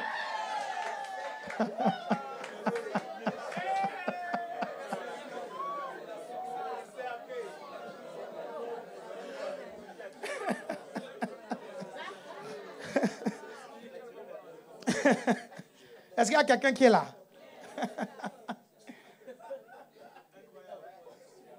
C'est terrible. Je vous dis, je n'ai rien contre ça. Vous comprenez? Mais ayez du discernement. Et je redis ce que j'ai dit sur TikTok et j'assume parfaitement. Cette vidéo a eu beaucoup de vues, mais beaucoup de critiques aussi. Vous n'êtes responsable que de la famille que vous avez créée. Je vous dis la vérité, devant Dieu, vous n'êtes responsable que de la famille que vous avez créée. Vous me suivez? Et j'ai eu des gens qui m'ont envoyé des messages. Oui, mais il y a des parents qui se sont endettés pour les enfants. Et ces enfants, tu es en train de dire quoi? Qu'ils ne doivent pas rendre. Je dis, ce n'est pas ce que je suis en train de dire. Un enfant qui a été correctement éduqué ne sera pas ingrat. Il va le rendre.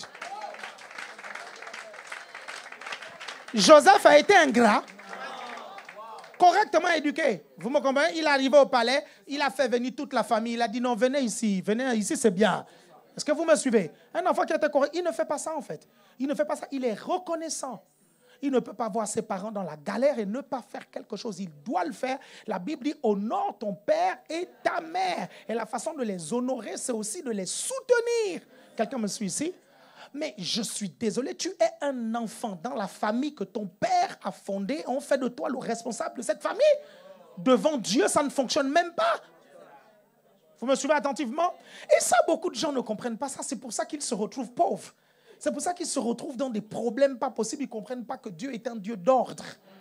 Dieu est un Dieu. Dieu fonctionne dans l'ordre. Vous me suivez?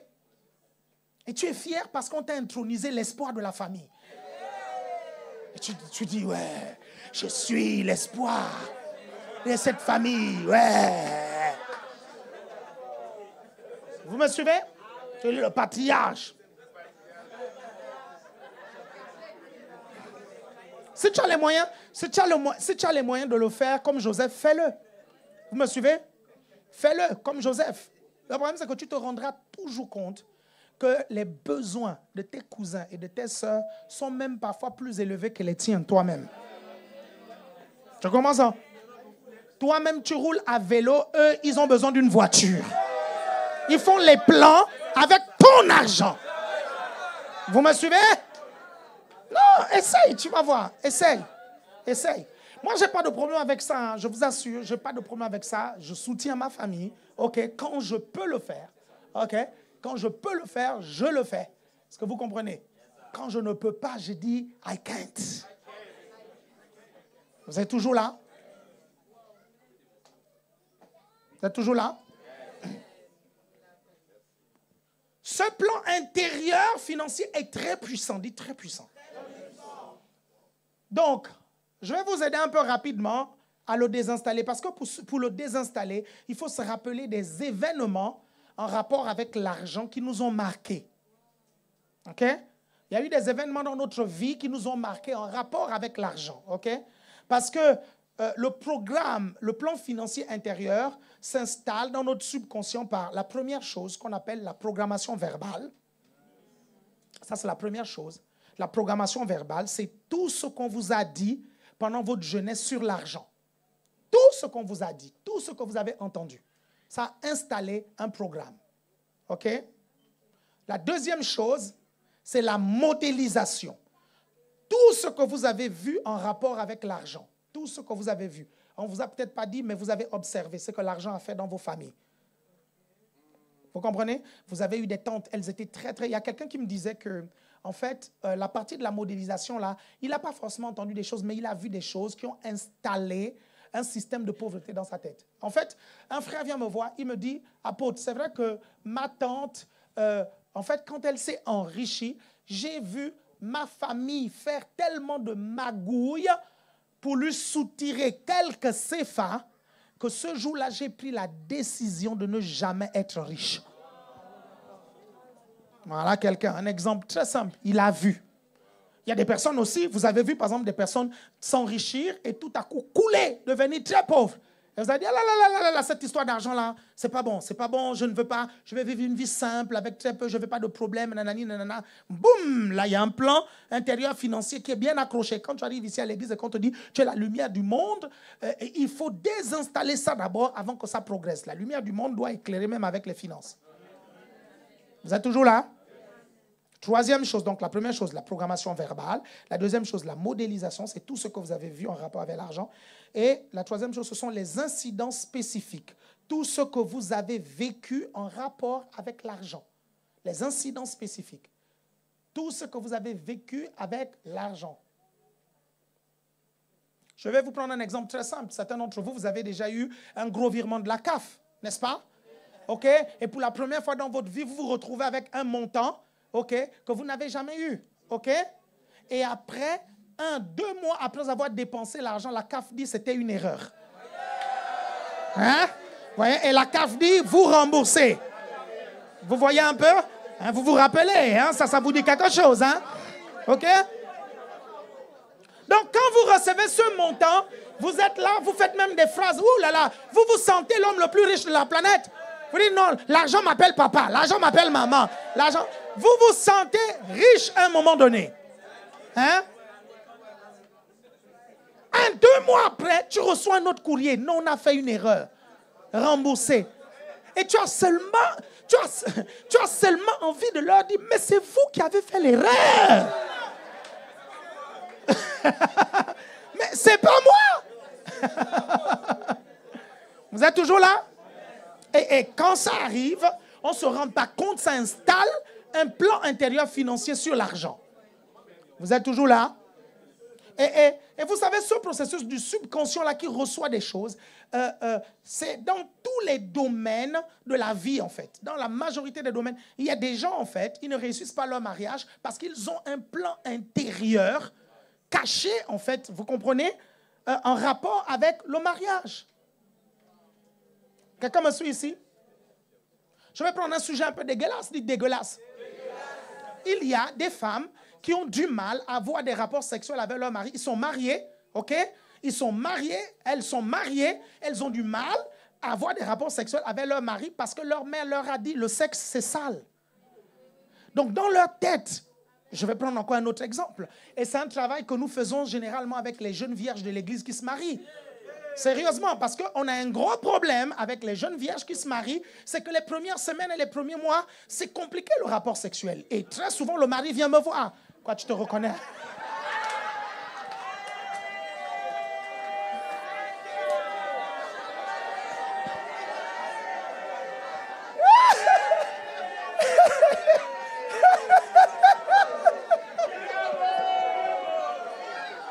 Donc, je vais continuer. Je vais continuer à développer et je vais aider quelques-uns, ok? Je vais aider quelques-uns. J'ai juste remarqué que depuis que j'ai commencé ce sujet, policier rentre un peu plus. Ça veut dire qu'il veut se cacher.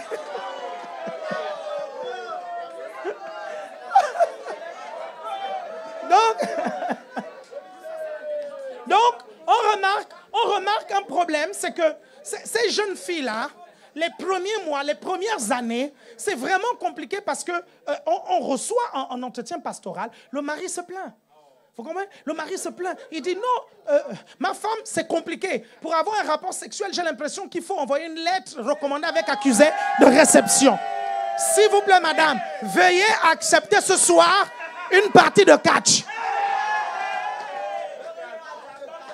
Quelqu'un me suit ici? Et il y a une sœur. Et il y a une sœur, elle venait de se marier.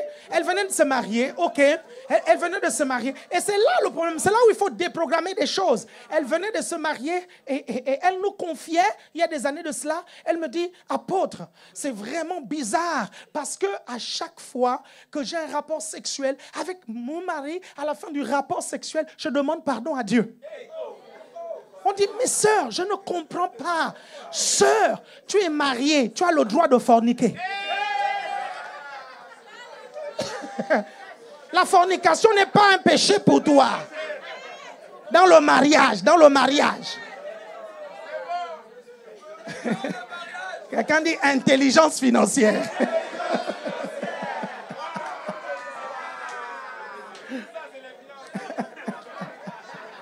Vous me suivez? Ça c'est un plan intérieur qui est en train d'opérer. Regardez, on va parler encore d'un autre plan intérieur. Il y a des gens, vous comprenez, vous ne comprenez pas pourquoi ils sont tout simplement rebelles à votre autorité. Vous ne comprenez pas. Vous pouvez être gentil avec eux. Vous pouvez les appeler, les aimer, les machins, mais ils ont tout simplement du mal avec l'autorité. Pourquoi? Parce que dans leur jeune âge, ok, ils ont vécu des abus dans l'autorité. Vous me comprenez? Et ça a installé des plans intérieurs. Ça se positionne dans le subconscient. C'est dans le subconscient, c'est dans la partie entre l'âme et l'esprit. C'est caché. C'est pour ça que parfois pour débusquer ça, c'est compliqué. Mais la Bible dit que la parole de Dieu a la capacité de pénétrer là-bas. Quelqu'un me suit ici? Et pour être délivré de ça, il faut s'asseoir. On peut encore aller plus loin. Il y a par exemple des gens qui ont du mal avec les femmes. Ils ne peuvent pas accepter l'autorité d'une femme. Vous comprenez ça? Et parfois même, vous comprenez, les versets bibliques qui parlent de la femme qui ne peut pas prêcher, c'est ça même qu'ils utilisent. Ils disent non, machin. Et ils ne se rendent pas compte que, en fait, leur problème, ce n'est pas l'obéissance de la parole. Leur problème, c'est le fait qu'une femme soit au-dessus d'eux. Plan intérieur. Est-ce que vous comprenez? Vous êtes toujours là? Vous êtes toujours là? Donc, il faut d'abord l'identifier et le reconnaître. Donc, pour revenir aux finances, il faut l'identifier. Et je vais vous aider à identifier des choses qui ont installé un plan intérieur dans votre vie. Et après, tout à l'heure, nous allons prier. Amen? Par exemple, quelques exemples de ce qu'on vous a dit au sujet de l'argent. Par exemple, l'argent est la racine de tous les maux. Et vous entendez ça très souvent alors que c'est un passage de la Bible qu'ils essayent de citer, mais ce passage ne dit pas ça. Ce passage dit l'amour de l'argent est la racine de tous les maux. C'est l'amour de l'argent. Quelqu'un me suit, ce n'est pas l'argent. Amen. Parce que Dieu lui-même dit l'or et l'argent m'appartiennent. Donc ça veut alors dire que le mal appartient à Dieu. La Bible dit que le mal n'appartient pas à Dieu. Quelqu'un, donc, c'est l'amour de l'argent qui est la racine de tous les maux. Ce n'est pas l'argent qui est la racine de tous les maux. Deuxième chose, par exemple, qu'on dit, c'est tu ne peux pas être riche et vivre dans la sainteté.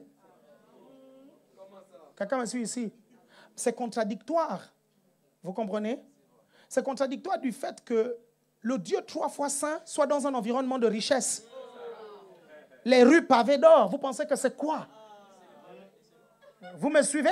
Il est dans un environnement de richesse. On ne peut pas dire que tu ne peux pas devenir riche et puis vivre dans la sainteté. C'est faux.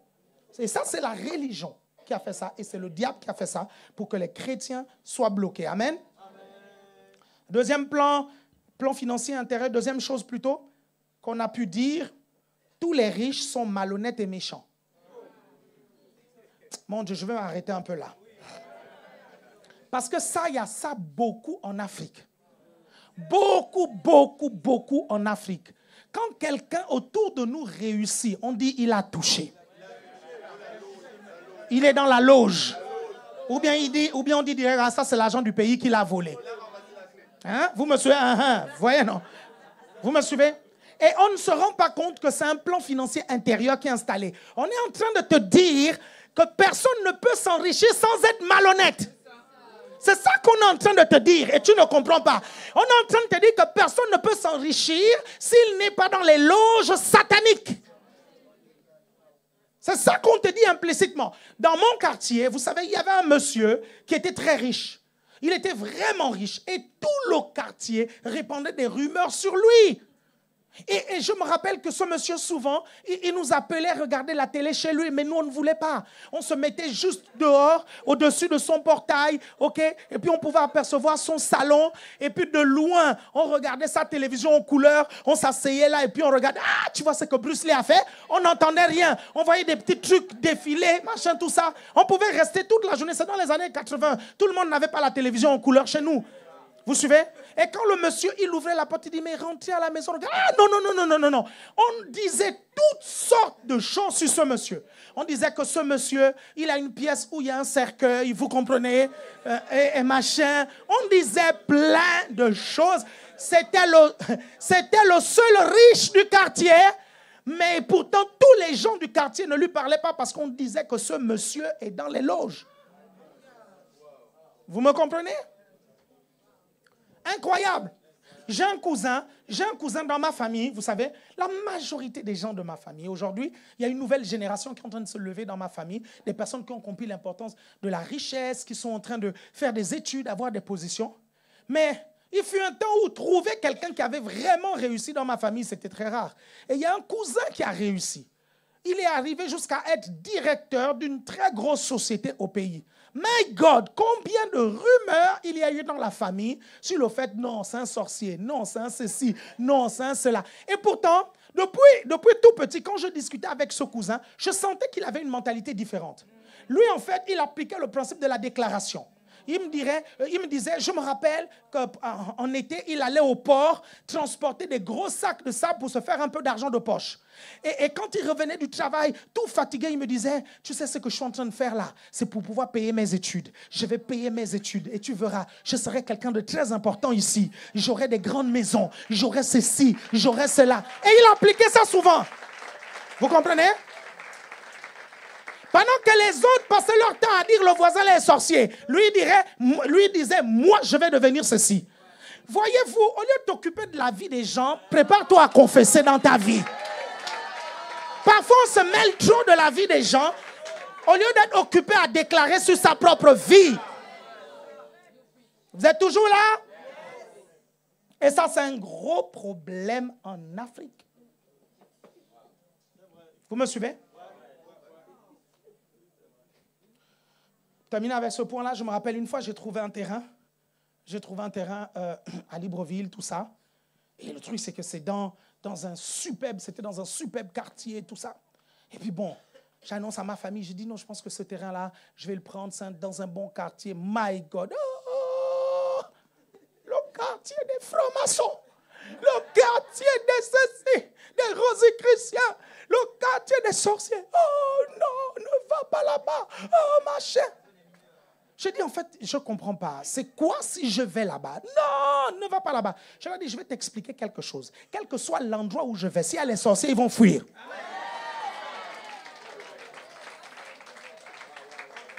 Et c'est comme ça que vous retrouvez tous les pauvres entassés dans des favelas. Vous comprenez? Dans des favelas, dans des trucs qui sont entassés.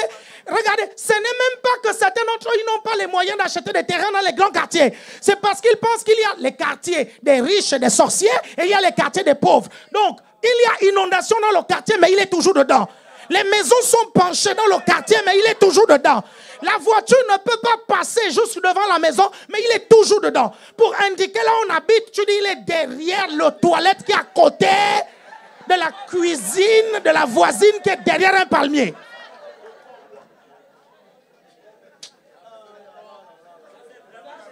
Quelqu'un me suit ici?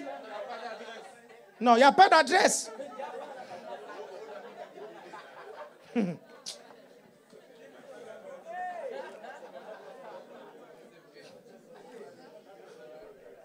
Vous savez, certains d'entre vous, quand je vous parle de ces choses-là, certains pensent que j'exagère. Vous savez, quand certains sont allés au Gabon et ont vu le quartier dans lequel j'ai grandi. Non, je te dis, non, tu cries. Il y a un frère un jour, le pasteur Darius, il arrive, il descend, il regarde déjà la descente. My God, il dit, mais c'est quoi? C'est quoi ça? On doit parcourir tout ça. On regarde à gauche et à droite. Et Quand on sort de là, il me dit, apôtre, tu es vraiment un homme de foi. Parce que ça, sortir de là, vous êtes là.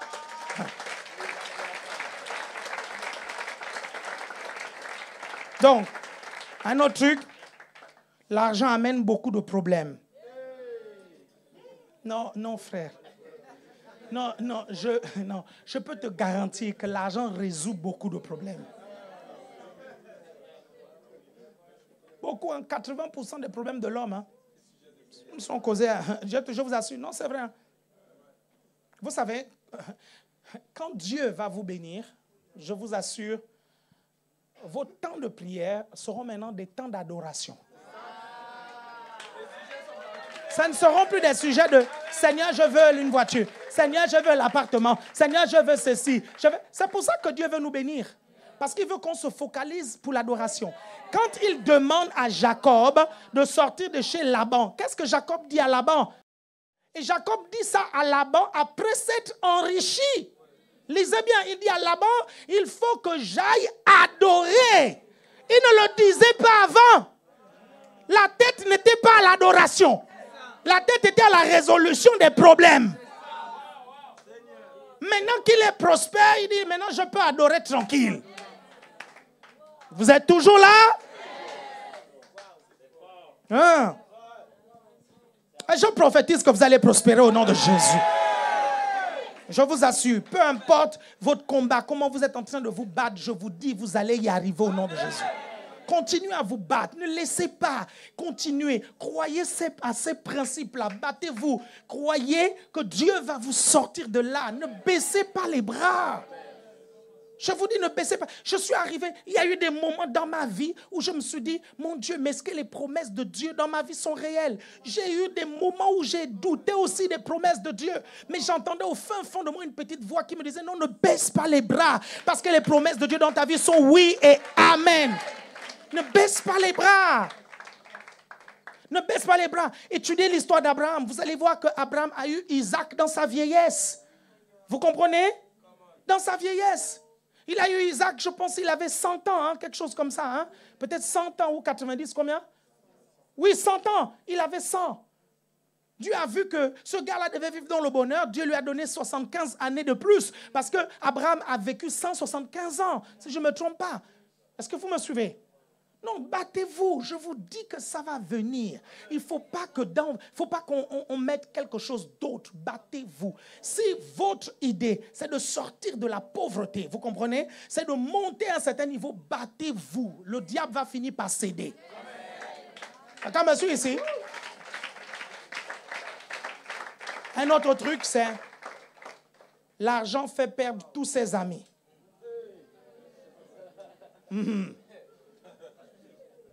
L'argent fait perdre tous ses amis. Moi, j'ai l'impression que quand tu as beaucoup d'argent, tu as beaucoup d'amis. Si tu n'as pas d'amis, si tu n'as plus d'amis au moment où tu es riche, c'est que tu n'es pas loyal. Non, je vais redire. Parce qu'en principe, si tu t'enrichis, pourquoi tu vas perdre tes amis si tu es loyal? Vous me suivez? Pourquoi? Parce que tu es devenu quelqu'un. Et donc, tu ne parles plus aux gens, tu ne parles plus à tes amis, machin, tout ça. Je ne comprends pas. Je ne comprends pas pourquoi. Et je ne comprends pas, si ce sont tes amis, pourquoi ils ne sont pas à tes côtés pendant que tu es en train de monter? Non, je ne comprends pas. Pourquoi? Je ne comprends pas. Vous êtes amis. Tu montes. Vous partagez les techniques ensemble. Moi, je regarde mon entourage. Tout mon entourage, quand je découvre quelque chose, quand je découvre une nouvelle opportunité, je le partage à tout mon entourage. Je dis, tiens, il y a une nouvelle opportunité ici. Est-ce que vous comprenez? Vous me suivez attentivement? Regardez, vous entendez souvent certaines personnes dire que lorsque tu es un leader, tu vas te retrouver seul au sommet. Est-ce que vous comprenez? Vous me suivez? Mais tu fais quoi seul là-bas?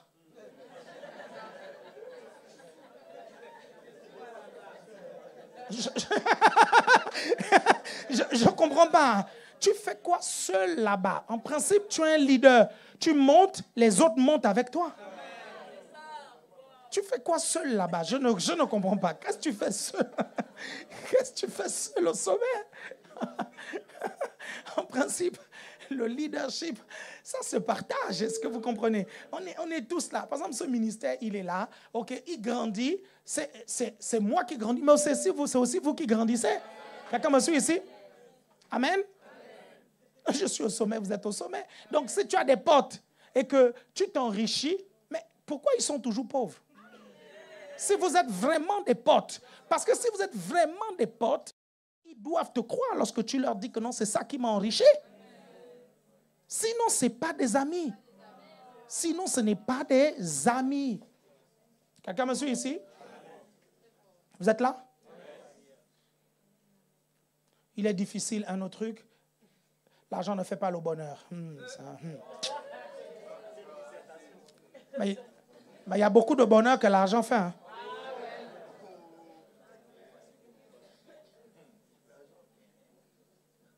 J'ai l'impression même que l'argent libère l'onction.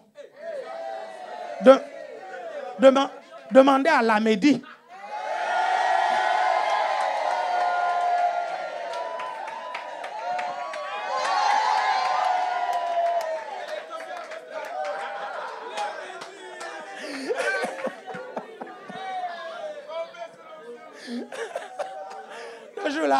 Le jour-là, j'ai dit, ah oui, avec un tel montant, même moi, je serais tombé sous l'onction.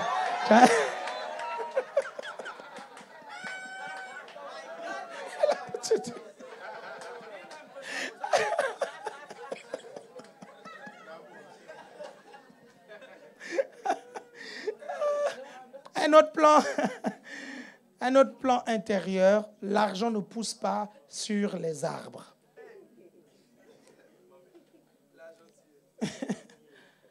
Est-ce que vous me suivez? Vous êtes toujours là?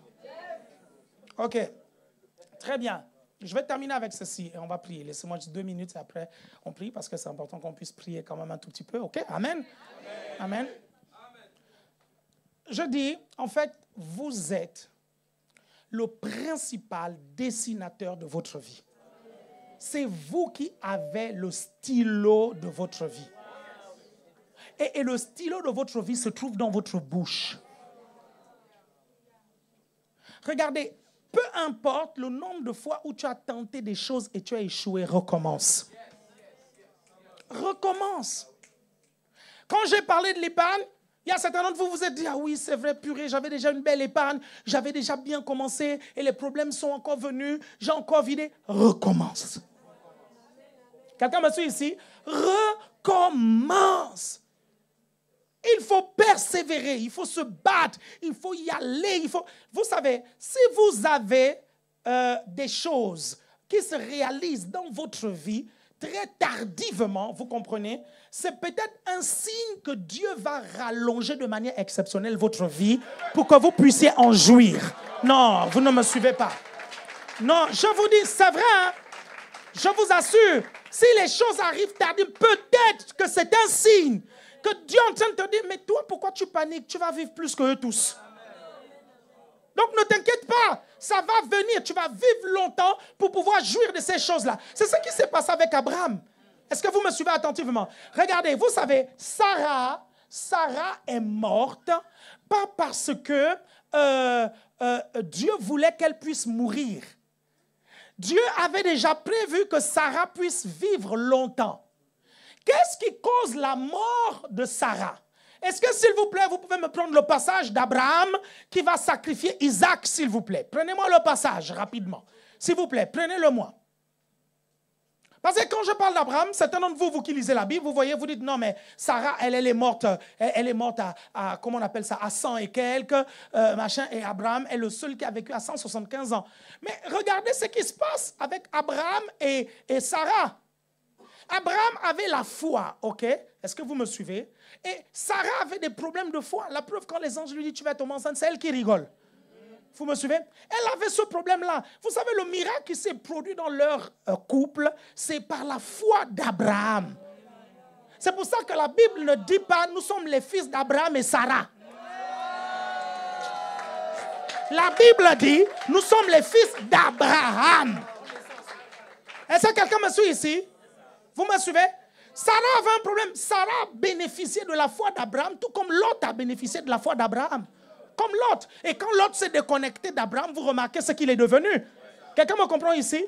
Le problème de Sarah, quand elle meurt, pour moi, un âge où elle ne devrait pas mourir, parce que Dieu va rajouter des années à Abraham, et Abraham est obligé de se marier à une autre femme appelée Ketura, je pense, Ketura, et le gars va bénéficier de bénédiction de Dieu, parce qu'il a vu la manifestation des promesses tardivement. Dieu lui dit, non, j'avais promis que tu allais jouir de ça, donc je te rallonge la vie. Mais pourquoi Sarah meurt? Lis le passage, c'est dans quel passage? Comme ça, il voit Genèse 22, ok, donc verset 20, ça c'est Genèse 22, verset 20. Lis le dernier verset de Genèse 22. Dernier verset de Genèse 22. Sa concubine, nommée Reuma, a aussi enfanté Tébak, Gaham, Tash et Maka. Très bien, maintenant lis le chapitre 23. La vie de Sarah fut de 127 ans. Ok, donc, Genèse chapitre 22, Abraham sacrifie Isaac. Genèse chapitre 23, on parle de la mort de Sarah. Que s'est-il passé entre les deux? Pourquoi après le sacrifice d'Isaac, on parle de la mort de Sarah? Parce que Sarah est morte après le sacrifice d'Isaac. La tradition juive dit, vous comprenez, qu'en fait, quand Abraham a pris Isaac pour aller sacrifier Isaac, Abraham n'a pas informé Sarah. La tradition juive dit qu'il y a quelqu'un qui est venu dire à Sarah, l'enfant que tu as galéré à avoir là, moi je vais te dire, Abraham a décidé d'aller le sacrifier. Parce qu'il a dit aux serviteurs qui sont montés avec eux, moi j'étais là, il a dit qu'il va aller le sacrifier, le donner. Quand Sarah a appris ça, elle a fait un infarctus, elle est morte sur le champ. Ça, c'est la tradition juive qui le dit. Vous me suivez attentivement? Elle est morte sur le champ. Vous vous rendez compte qu'elle n'avait pas la même foi que son mari? Vous me suivez? Elle n'avait pas la même foi. Et c'est pour ça que pour faire ça, son mari ne l'a pas informée. Parce que son mari savait qu'elle pouvait mourir. Et la tradition juive dit que c'est le diable qui a poussé cette personne à aller raconter ça à Sarah. Parce que de toutes les façons, si on n'avait pas raconté ça à Sarah, Abraham serait revenu avec Isaac et il aurait raconté l'histoire. Est-ce que vous me suivez attentivement? Sinon, la longue vie d'Abraham, Sarah aurait bénéficié aussi de ça. Quelqu'un me comprend ici? Quelqu'un me comprend ici? Donc ne t'inquiète pas, ta richesse arrive. Lève-toi quelques instants. Amen. Ça arrive parce que Dieu va rajouter des choses. Amen. Lève-toi quelques instants. Prie s'il te plaît quelques instants. Gloire à Dieu. Prie quelques instants. Demande à la parole de Dieu de pénétrer dans ton esprit. Merci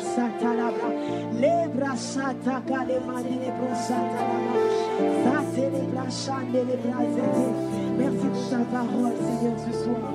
La faveur, Seigneur, la grâce financière qu'on encore dans ma vie. Merci pour ces principes puissants. Relâchez encore dans nos vies ce soir.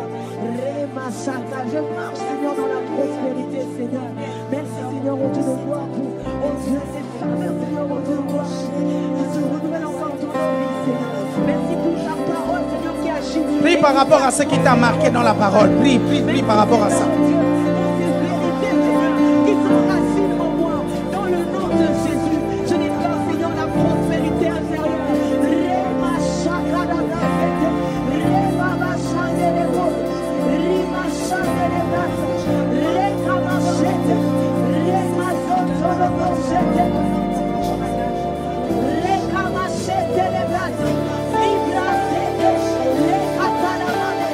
Seigneur, je viens te prier spécialement pour tous ceux qui sont là et qui sont découragés d'une manière ou d'une autre.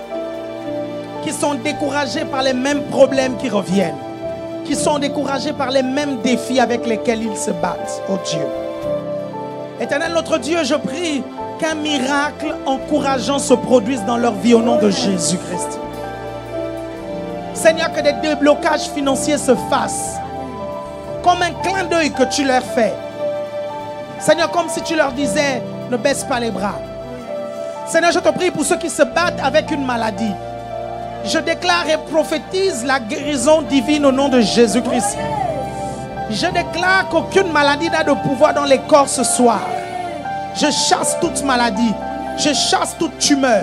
Je chasse tout cancer. Je chasse toute maladie. Et je déclare au nom de Jésus-Christ que le taux de sucre se régule.